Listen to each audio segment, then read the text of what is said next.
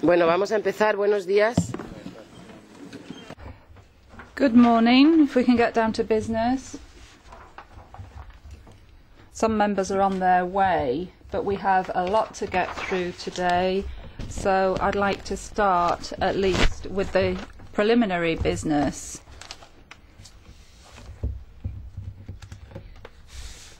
You should have the draft agenda in your files. If there are no objections, then we will adopt it. I hope you've been able to read the minutes from previous meetings. If there are no objections, then they too are adopted. I have different announcements to make, but out of respect for our colleagues from the Inter Committee and Mr. Langen in particular, who has other business to attend to this morning, I'll go straight on to presenting the joint hearing that we've organised for this morning, which is of utmost interest to many of you, NGOs, experts, and many different people who have stressed the need to address issues related to surveillance technologies and human rights. This is a matter of interest and will be during the years to come. Will be of increasing interest. There is great sensitivity to this issue in society to do with digital surveillance. Many of us are unaware of how these systems work, but I'm sure many of you know much more than we do about this subject, and we are aware that this can affect human rights inside and outside the European Union. We're here today to look into these surveillance systems that are produced or exported by the European Union, and to what extent they may be used in certain countries to check up on individuals or oppositions or protest movements. We're also going to look into how we, the European Union, can keep control on that situation. The idea is that the first part of this hearing will be chaired by the chairman of the Inter Committee, Mr. Langen, and that we'll be talking about control of these exports, and I will chair the second part, which will concentrate more on violations of human rights. We'll be joined by our colleague and rapporteur on the subject, Marietje Schaake. I'll give the floor to Mr. Langen first, and then to Ms. Schaake, to introduce the first part of this discussion. Mr. Langen, thank you very much, first of all, for accepting chairing the first part of this hearing, and let's hope that this is the beginning of a long friendship between our two committees. Yes, good morning, colleagues. Thank you very much. Thank you, Elena. Indeed, the Inter Committee is in charge of the subject of goods exports. And we've already addressed the issue of dual-use goods intensively, thinking about hardware, vehicles, and also technologies that can be used in a positive and in a negative way.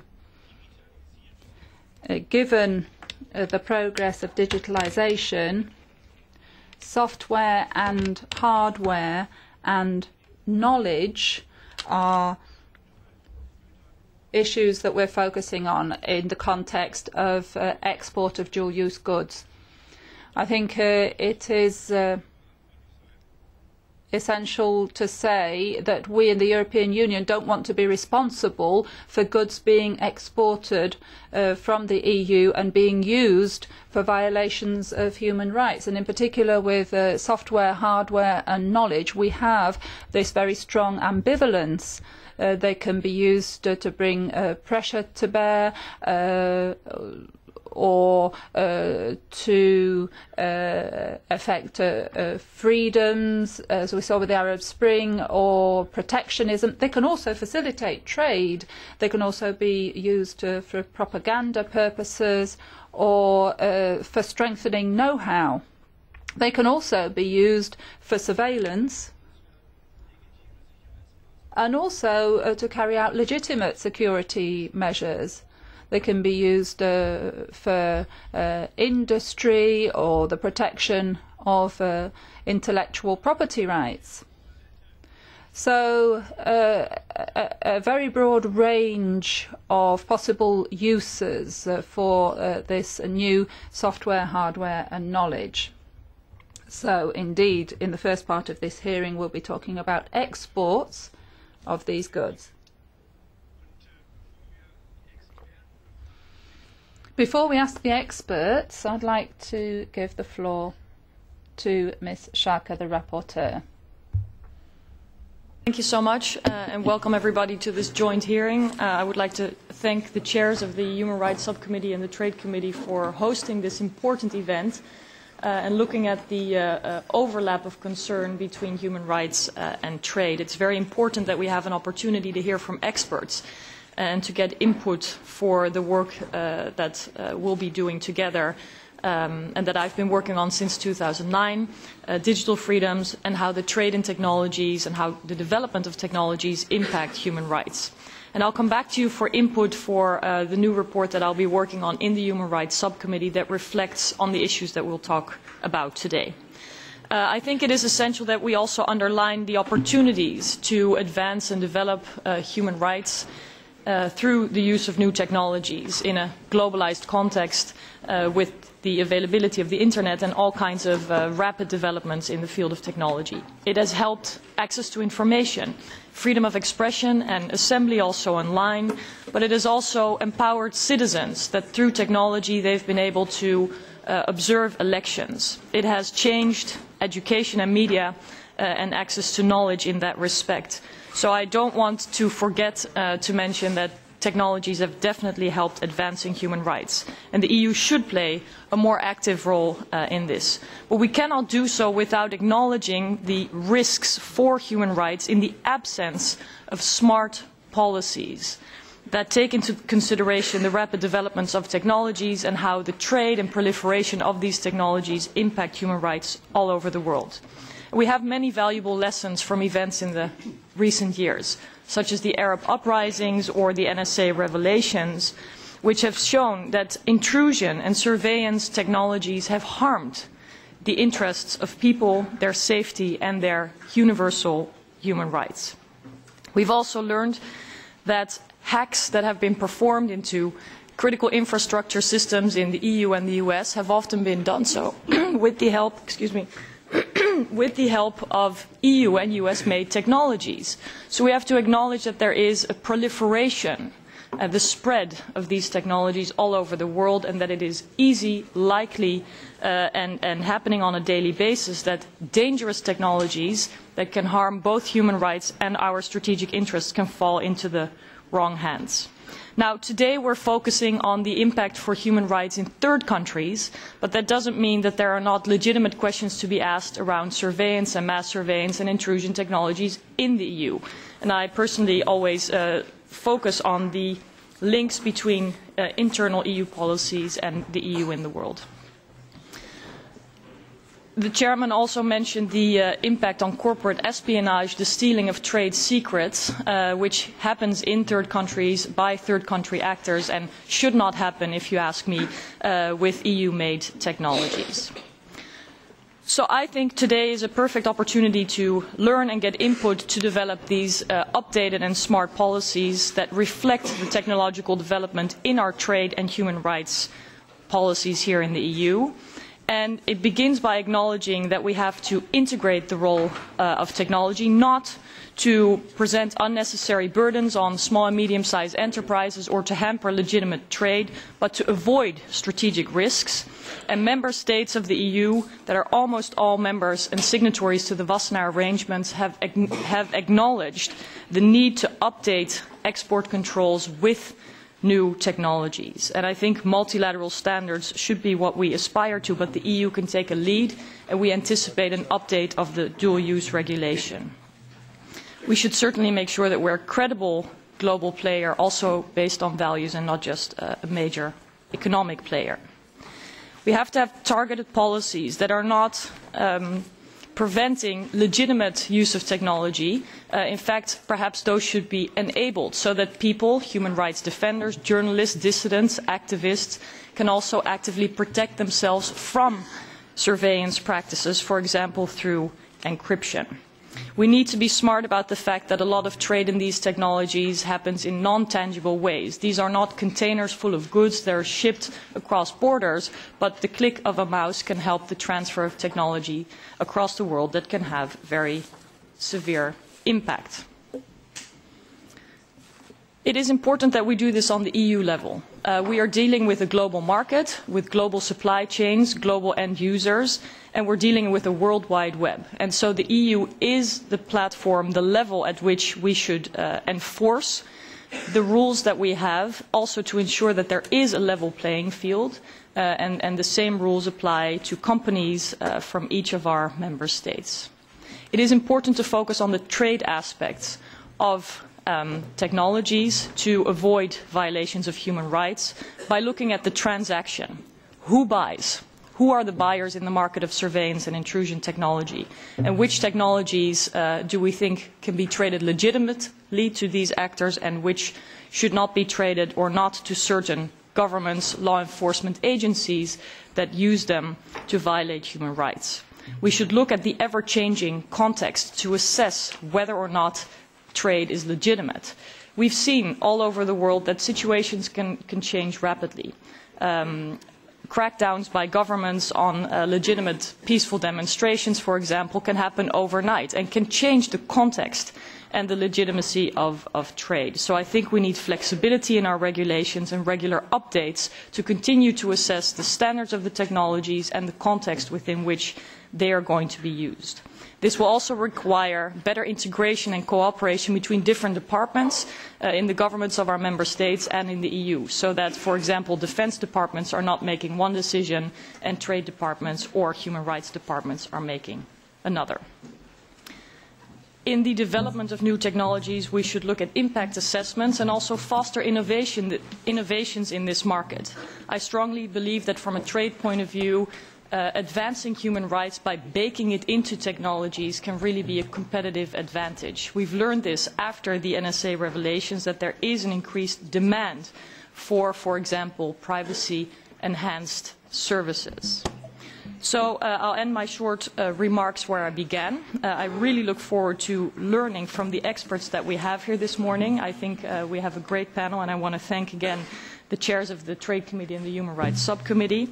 It is essential that we involve these experts as we continue to make smart EU policies, and that we stay in touch with the people on the ground who feel the impact of these policies. And so I look forward to working with you all to develop EU policies further and to see that we are leading in the field of protecting human rights without hampering legitimate trade and innovation. Thank you.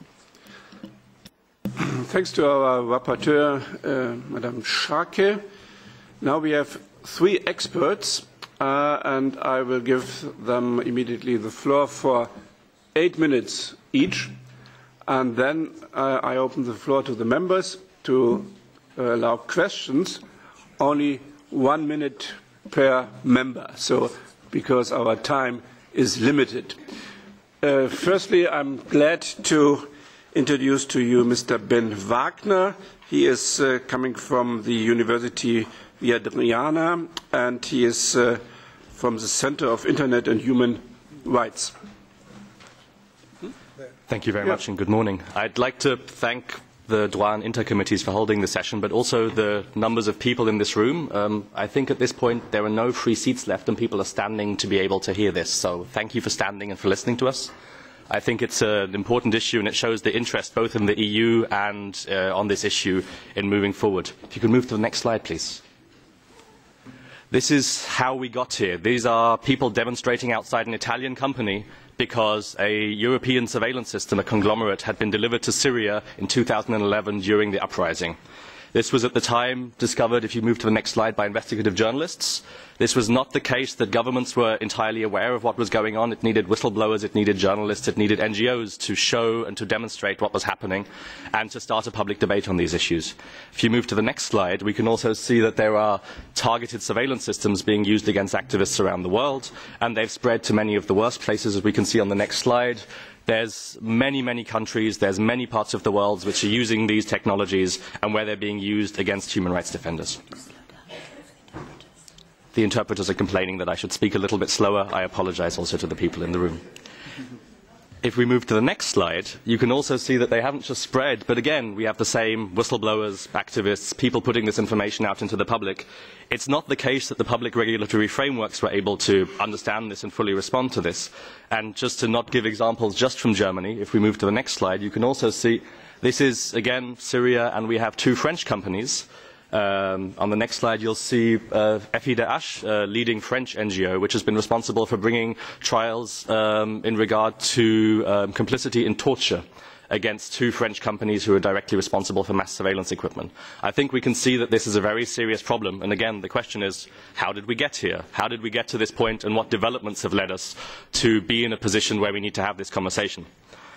I think if you have a quick look at the next slide, it becomes relatively clear. These are all of the places in the world where European surveillance technologies are being exported.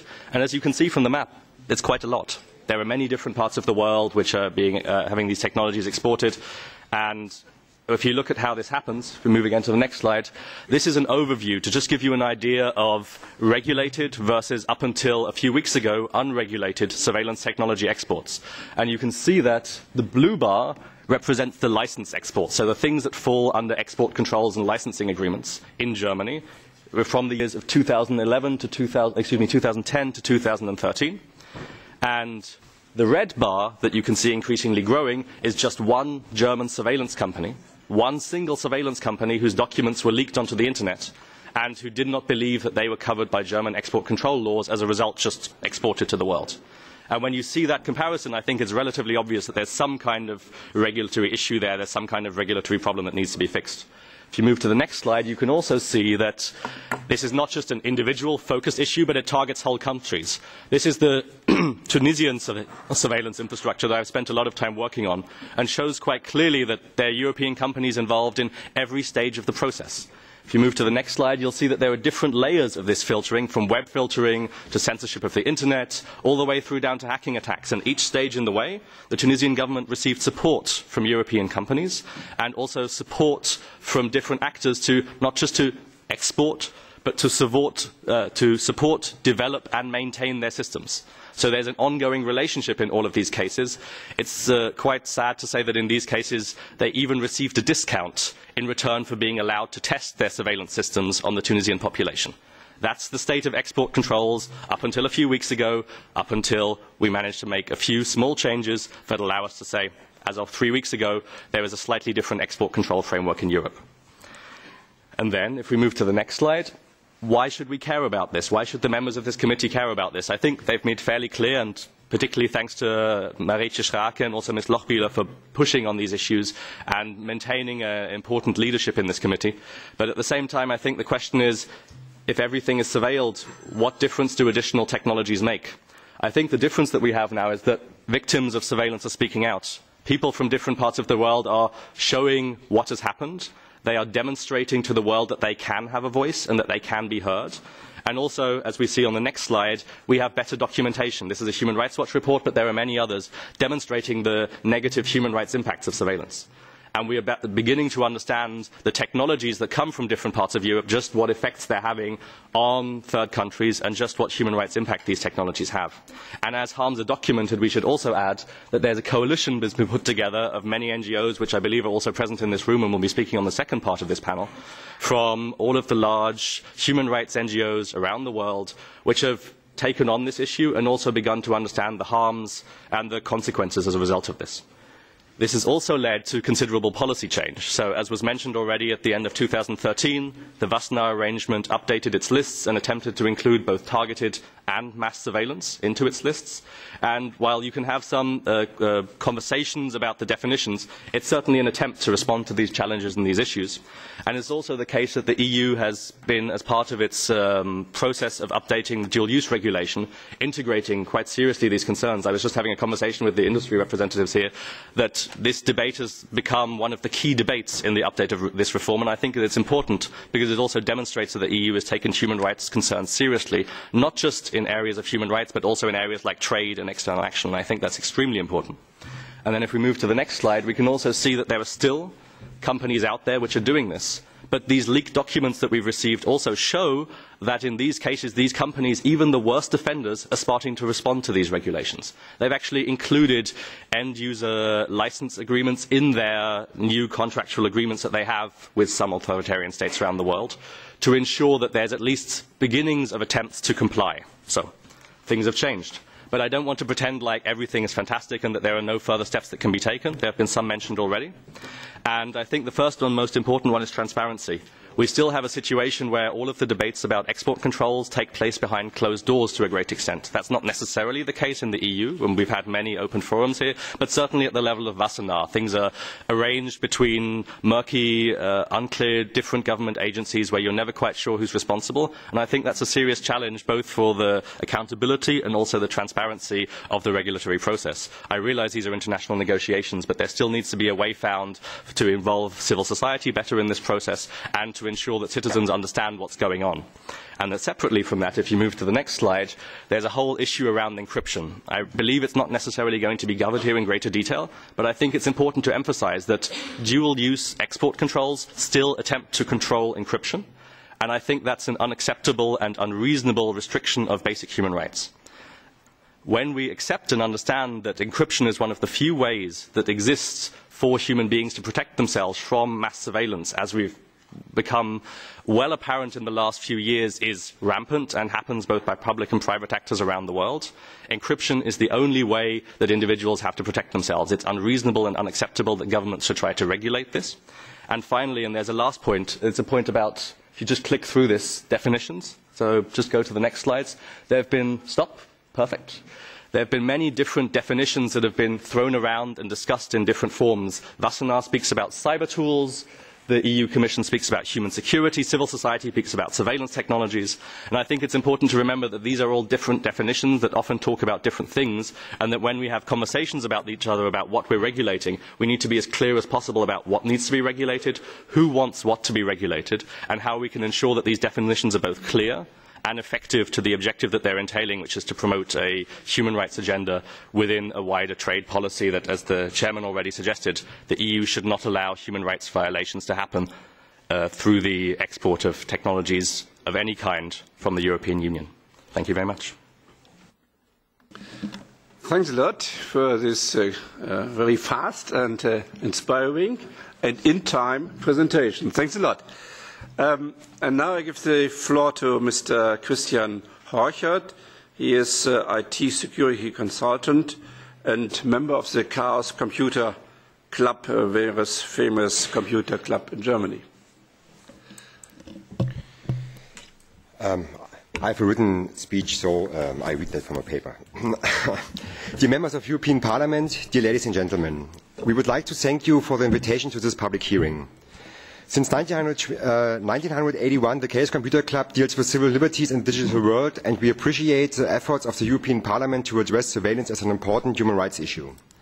We will take the opportunity to raise our concerns about the current export regulations in the EU, and I'm going to talk about the following aspects. The problem with the current scope, the problem with the current definitions, and I would like to elaborate on the experiences with export controls in the past that are still reasons for many, many problems today.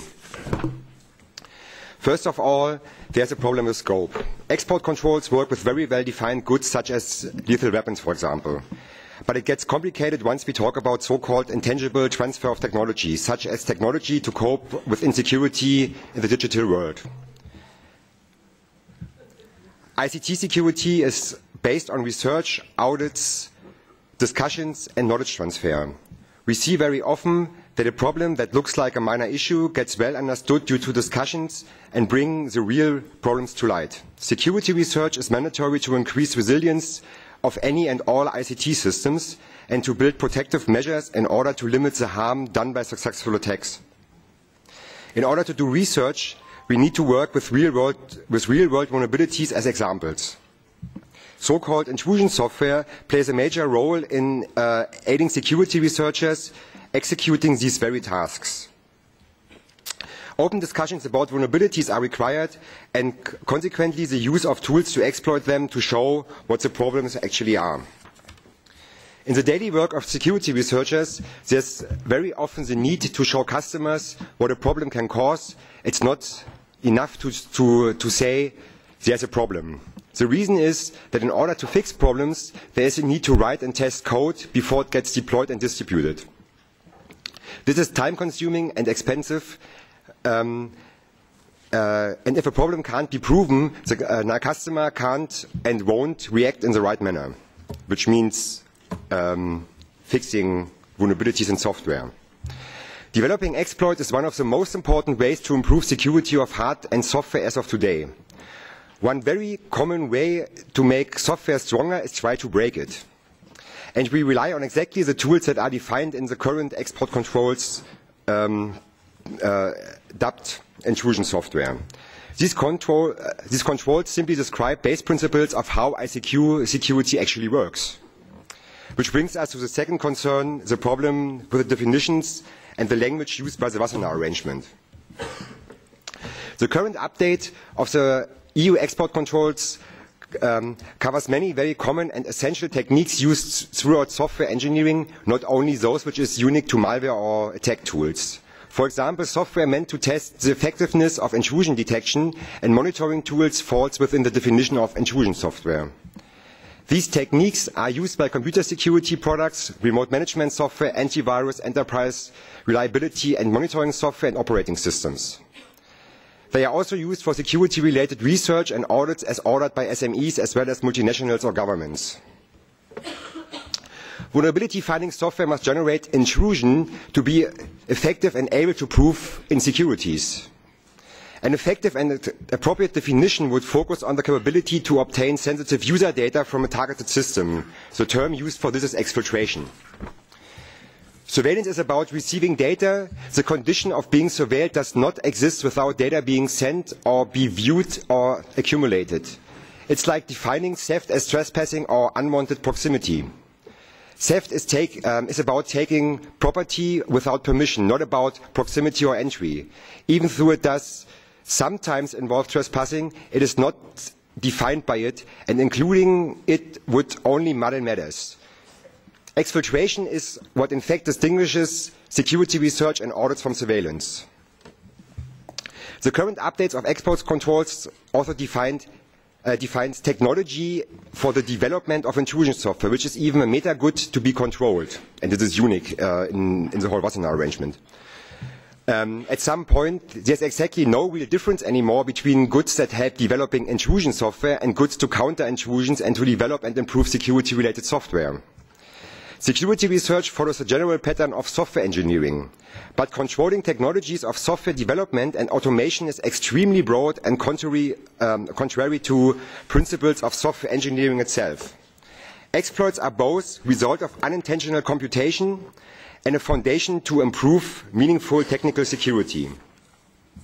It is also a matter of fact that security research that security research that is harmed by export regulations is also harmful to human rights in third countries. Software gets developed in a global fashion. That means that also insecurities get fixed in a global fashion. So if we have harmful regulations that weakens the security of software here, it also weakens the software used in third countries. Which brings us to the third part, the lessons learned from the past export controls on strong cryptography. To understand harm that export controls had on the general technical security can be seen with the export regulations of the 19th, the so-called crypto wars. Without export controls, the problems with intercepting and decrypting encrypted communication wouldn't probably exist to the current degree. Because export controls on cryptography had an effect at the time when the communication protocols currently used got developed. We still suffer from decisions made in the light of export ciphers and how to implement exportable cryptography.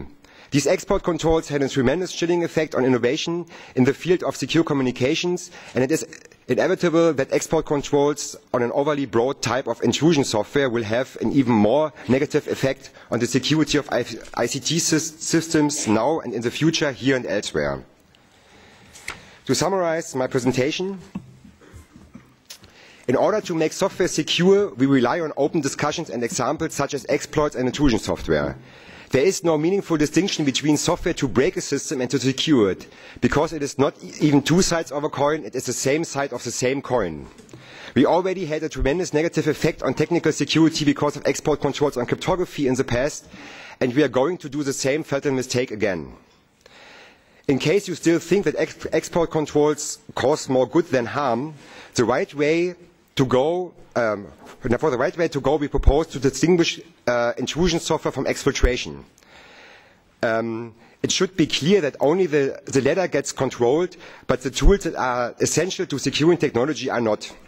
One very last thing, you should always keep in mind that code is free speech. So if we are talking about code, and this is what we are talking about or like what the Wassenaar arrangement is talking about, it's not just about tools. It is about a good that is not tradable. It's about free speech. Thank you very much for your attention. Thanks a lot, Mr. Heuchert.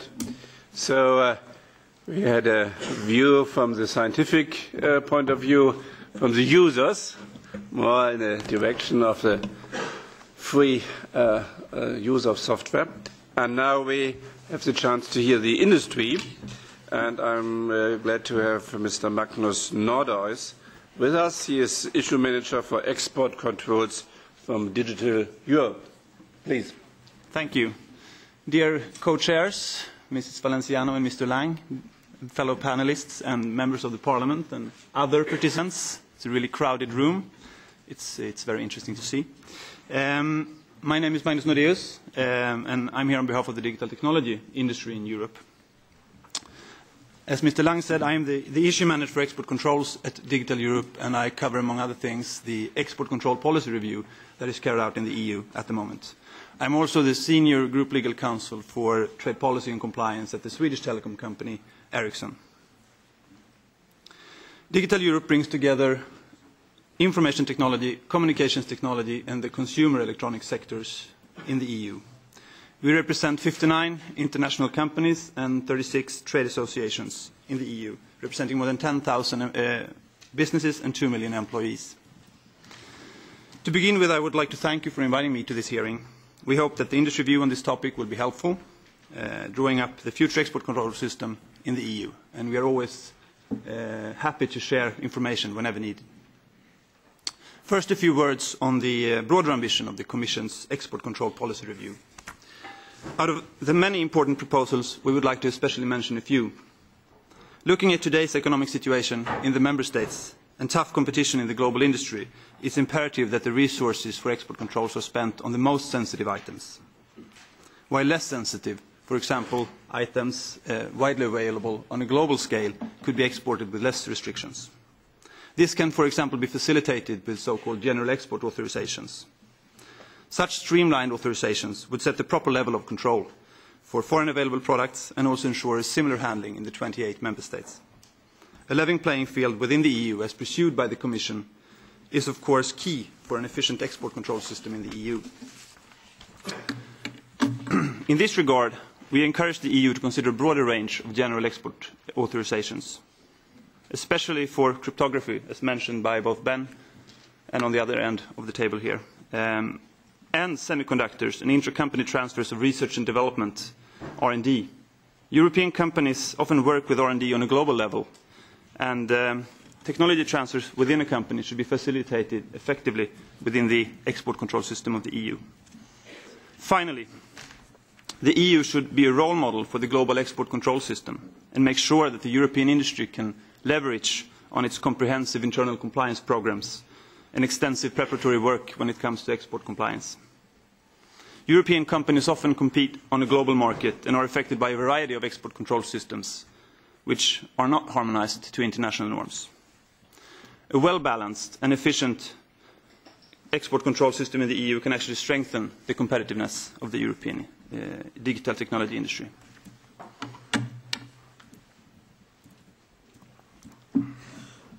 I would also like to thank you, members of the European Parliament, for your committed engagement in this extremely important topic.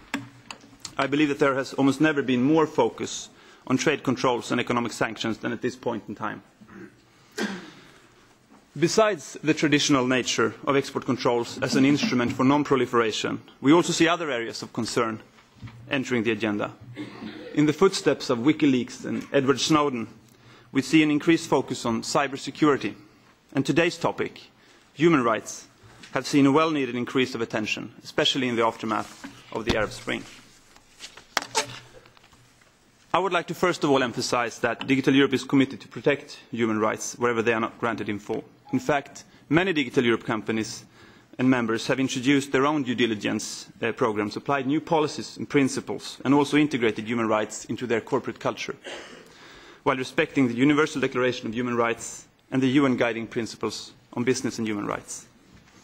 We are, however, convinced that our biggest contribution to this pursuit is made through our digital technology, and we believe that communication and connectivity we provide fulfills a basic human need. As the European Parliament expressed 2012 in the Digital Freedom Statement, the information and communication technologies, ICT, have been key instruments in organizing social movements and protests in various countries. Moving over to controls. It should be kept in mind when considering further ICT controls that these should not hinder the opportunities which ICT brings to the world. We believe that any ambition to expand the EU export controls to cover exports of items that are currently outside the scope of the so-called control regimes should be analysed extremely thorough. Safeguarding human rights in third countries is of course an important mission, and we do understand the agenda to regulate certain exports from the EU. The challenge is, however, to define the boundaries for such controls, and the difficulties as mentioned by my previous panelists. When it comes to any new controls, especially when they are unique for the EU, it's imperative that the consequence of these new controls have been assessed and that the impact from the controls is clear. This in order to avoid self-inflicted trade barriers to a high cost for the EU and its industry without really achieving much in return. It might appear easy to solve this entire struggle by just implementing a variety of new export controls. My experience handling this issue is, however, that it's extremely challenging to actually define what should be controlled. What can be used for digital surveillance can also be an underlying support system for a telecom network. Antivirus software is by its very nature an intrusion system. So is the spam filter for your personal email account. A billing system for any e-commerce company contains sensitive user information, and the list goes on. Many products, services and technologies with a sole civil purpose can actually be misused. I have seen export controls evolving over the years, and this is always the biggest challenge. It's also important to recognize that many items which might be controlled for exports from the EU will be available anyway from other countries outside the EU, sometimes leading to an even worse outcome. In order to get a broader coverage for export controls, it's therefore important to look for alternatives which would have a larger geographical coverage, such as the control regimes, and you have previously mentioned the Wagner arrangement. We have in fact recently seen new controls in the Wagner regime for certain network communications surveillance systems, and these controls will now bind a broader range of countries also outside the EU. When it comes to new controls, I hope our message is clear. The digital technology industry in the EU is facing tough competition on the global market, and any new controls by the EU should be proportionate to the outcome of these controls. It's a fact that expanding export controls can come at a cost for the EU and its industry, and in the end have an impact on jobs and growth.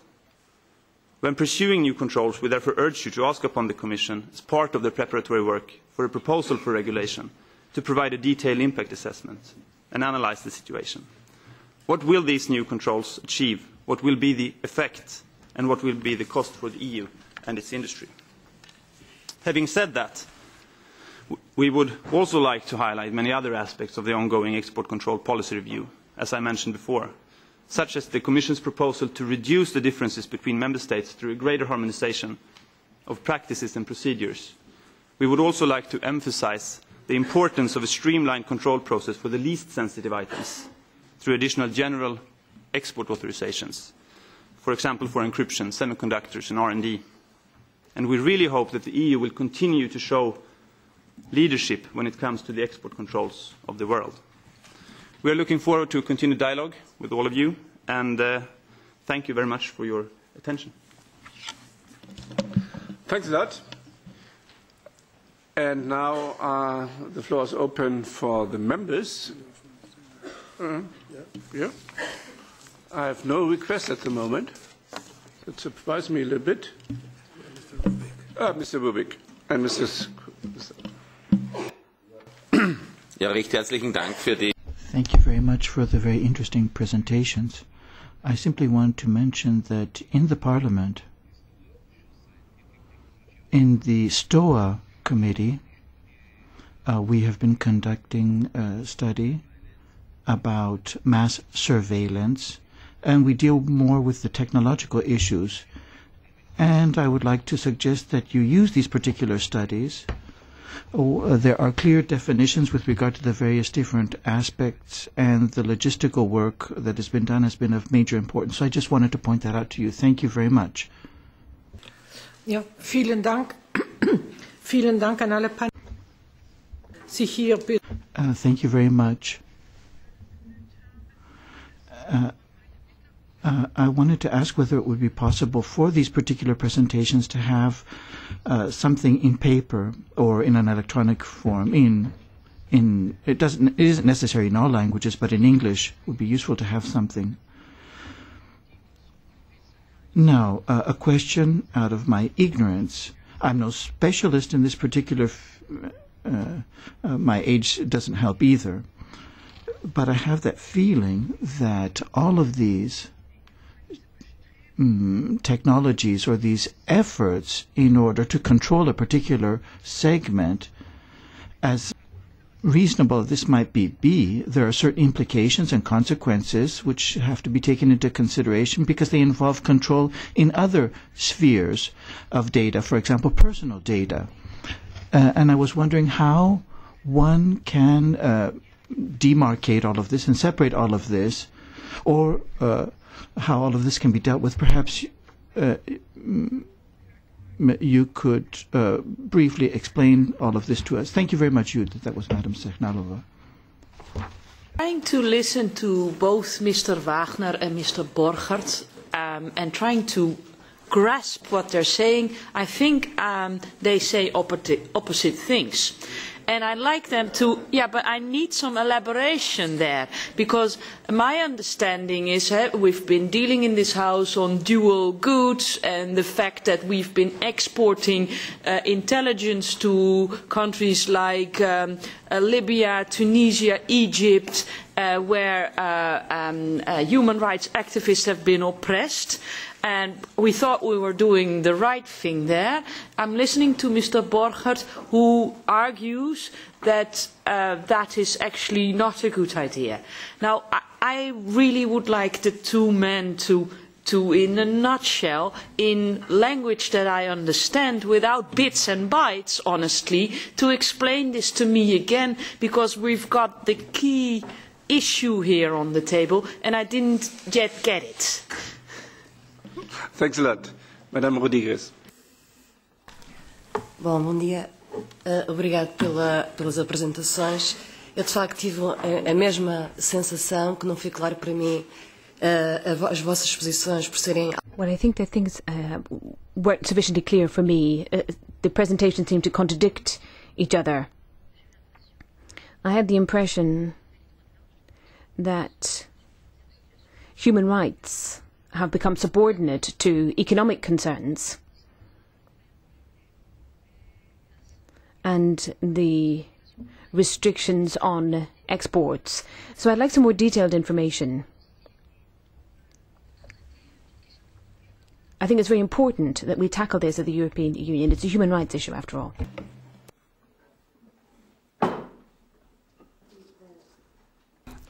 Anche io mi associo. I also, with regard to the various presentations, I feel that there are certain elements of contrast, or if you like, great differences between the various presentations that have been made. For example, I think that the focus of this particular discussion would be more the relation or the various conflicts that might exist between the trade agreements and the various developments in the particular field. And perhaps in our discussion what we've focused on the particular accords that are in place right now, or the various agreements, trade and other, which are in place right now. And more specifically, I'd like to know about TTIP and the various reverberations that will exist in this particular field with TTIP. Thank you very much. And Mr. Ostrovicius has the floor to close. Thank you. Good morning. Thank you very much for your presentations, and indeed excellent introduction into the new world of technologies and those things which on one hand help us, to survive in this complicated world, but on the other hand indeed present new challenges and new risks. I wonder, to what extent you observe the increasing cooperation of EU companies involved in those technologies you've been talking about with third world companies, which are very smart, quickly developing and catching up with at most interesting ideas and innovations in this field. Do you see any risk of the cooperation, let's say, not necessarily official cooperation with third countries' companies, which might be a new challenge for us? Thanks a lot. And I now give the floor to the Commission, Mr. Paolo Grazzotti from the DG Trade. Thank you, Chairman. And thank you to all you honourable members of the Parliament for this very interesting initiative.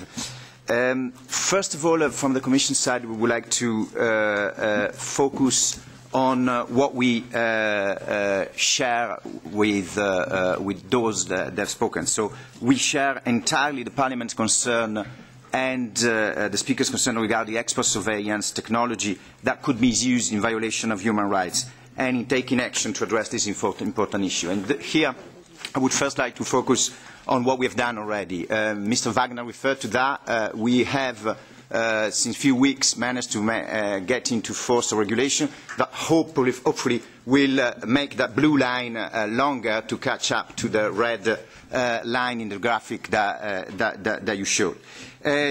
Equally, a point indicated by everyone is that things are changing. Export controls are not what they were before. Export controls were as an American probably would put it, to make sure that high-tech technology, we're not going from the good guys to the bad guys. Now it's not that.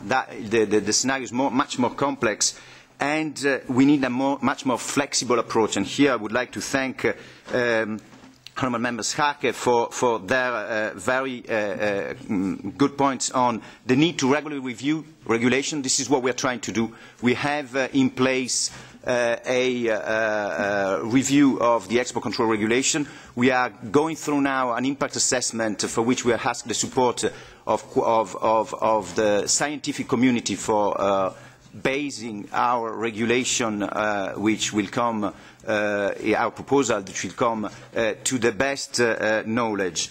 We need a flexible approach and a targeted approach. As the industry said, if you try to catch everything, you risk to catch those fishes that are not really important. The Americans have been gone through an export reform as well.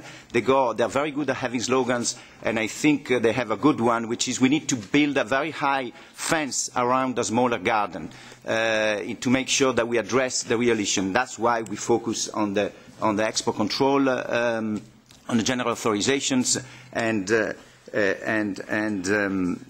to try not to get into the legitimate trade.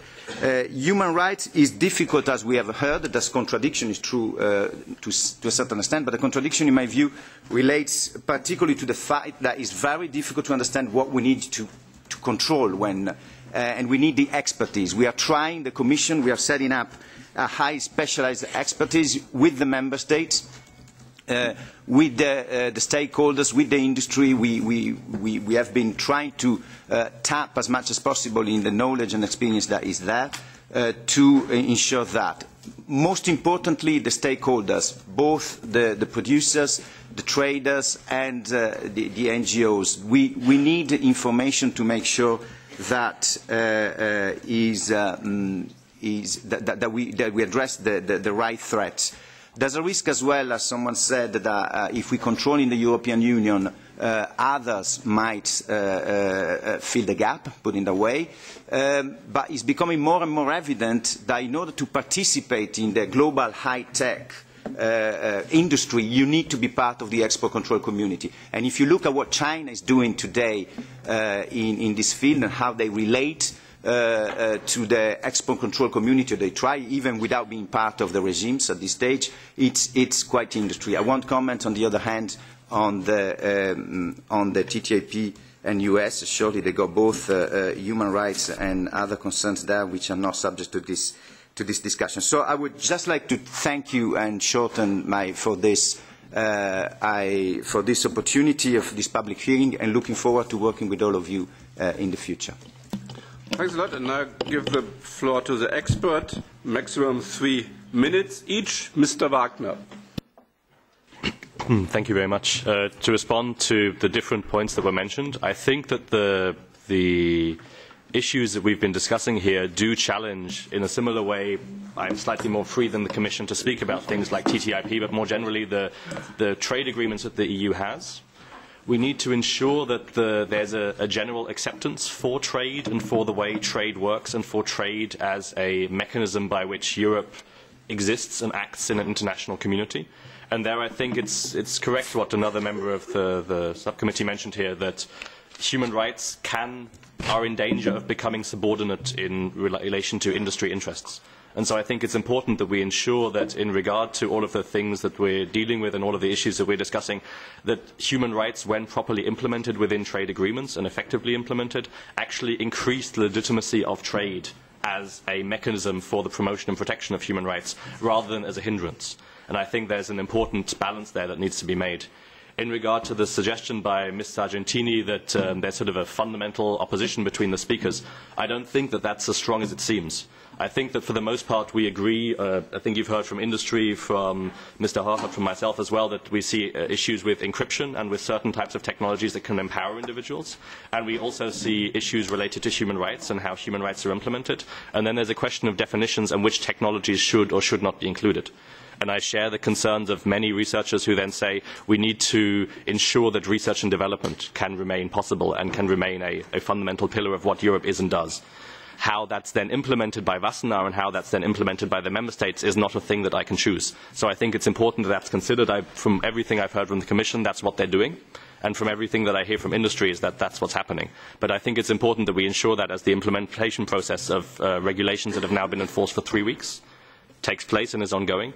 But I also think it's important that we don't forget that we're thinking about improving the acceptance of international trade by ensuring that the human rights agenda is fully considered and fully considered acceptable within these mechanisms, without focusing entirely on an industry position or focusing too much on a position of how we can make sure that in all situations what we're doing is considered acceptable. Thanks a lot to Mr. Horvath. In my point of view, there is a strong disagreement because we are thinking that it is all about definitions. So dealing with software security or software insecurity is very complicated because, let's say, for example, we have a normal desktop system of today. It's like more than, I would say, maybe 10,000 different types of software on this machine. And this means there are many actors helping to improve security. On the other side, intrusion is a part of surveillance in terms of it plays or it might play a role. But on the other hand, in order to make software more secure, we need to be able to have open discussions. And we are already threaded by many laws in member states. For example, in Germany, we have the so-called hacker tools laws, and in other member states as well. So it is already a problem talking about insecurity. And in the moment, insecurities of technology and of software is one of the major threats that we have. It is not a matter of human rights or of trade. It's just a matter of general technical security. And export controls, as implemented by Wassenaar or by the Wassenaar language, talk about intrusion software. And there are a couple of exceptions which very clearly show that there shouldn't be certain software included, but these exceptions are not enough to actually cope with the problem. The other thing is that it is not just a trade good. So software security is not just done by companies. It's also done by universities, even by kids playing around with technologies, because you find vulnerabilities just by using technology. And if you start to raise the bar for discussions and I only know the consequences in Germany through the AWG. So it's up to 5 years in jail for someone who doesn't comply to export regulations. The problem is, if I have to choose, if I talk about insecurities and get to jail for it because I just don't comply to a certain regulation that I don't really understand, I won't talk about it, which means that it doesn't get fixed. And a company who is working on selling technology to attack systems actually profit from this from this silencing of discussions. And what we actually need as policies is we need to have incentives to talk about insecurity and to fix technology. And this is really badly broken. So the export controls, as they're implemented right now, they will do exactly the opposite of it. This is what we think. Thanks a lot. And last but not least, Mr. Norris. Thank you. First of all, I would like to also speak about the complexity of regulating on this important area. I think we all agree on that and the importance of that. And I come from a telecom background, so I will use that as an example. And we actually contributed to a study by the Institute for Human Rights and Business looking at this specific complex issue. And it is really important to capture the right products, because if you don't, you can even put restrictions on a network in another country, for example, and capturing the wrong items might mean that that network won't function. So it's really important to find the balance here so that you don't disturb the parts of the communications technology that is crucial for third countries outside the EU. And we also have, as also mentioned by the Commission, the foreign availability of some items. And again, in the telecom example, we work in a standardized way. We have a certain subset of items that is mandatory for every network. And if one of these items would be regulated from the EU, it must be provided from another market. So in that case, we don't really achieve much, but perhaps a worse situation, because the EU companies have shown a greater adherence to looking for human rights and incorporating that in the corporate culture.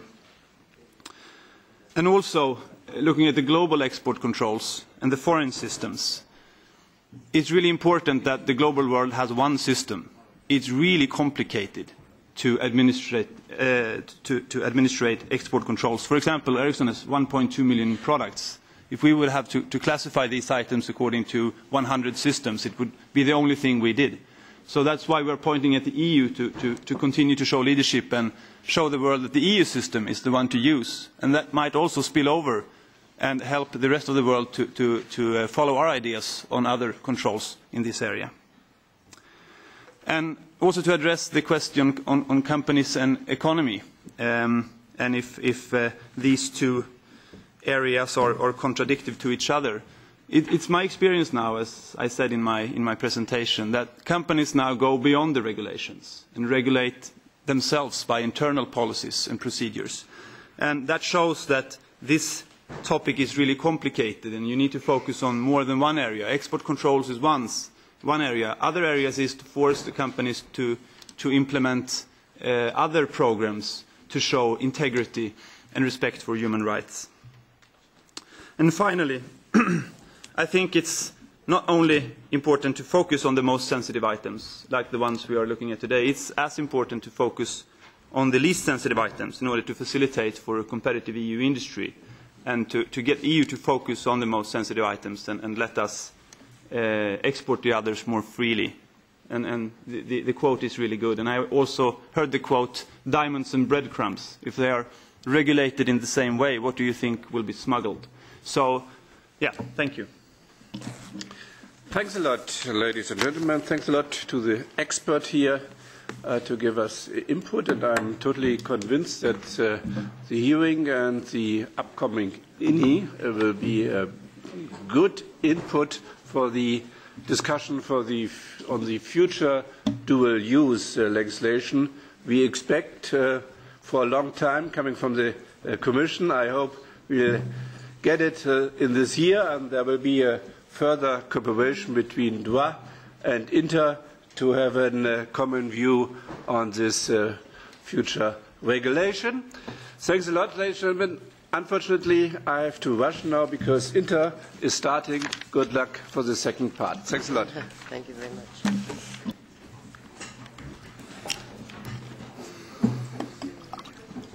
Thanks. Thank you. Really good. Gentlemen, the second shift is coming. So if I may invite you to write the guest on the first panel. Yes, of course. Thanks a lot. Thank you. Glad we managed to work out everything.